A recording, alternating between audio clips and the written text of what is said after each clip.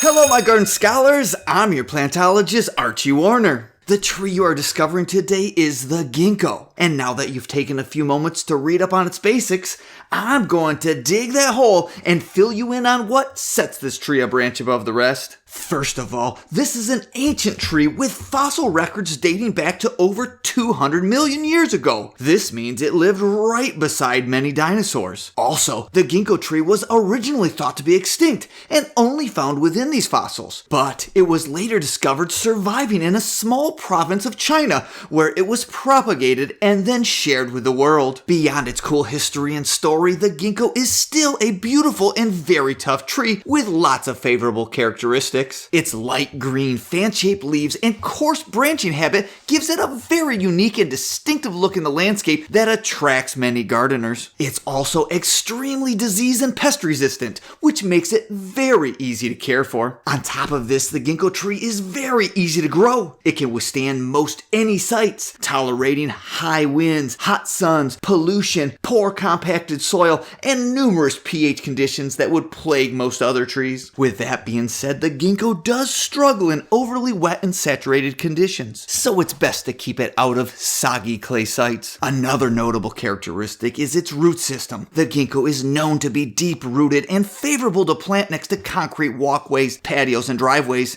The far majority of ginkgos used for landscape are strictly male selections. This is because the males will not produce fruit and their flowers have a much milder fragrance. The ginkgo tree has so many great attributes, but one of my all-time favorites is its fall display. As winter approaches, the ginkgo lights up to a brilliant true yellow color. Then, in an extraordinary event, it drops all of its leaves at once, leaving a yellow blanket across the ground. This consolidated pile makes it a breeze to rake up and discard from the garden. Ginkgo trees work best in the landscape when planted in open areas to create scale and add green mass. They also work great to line driveways or mark property boundaries.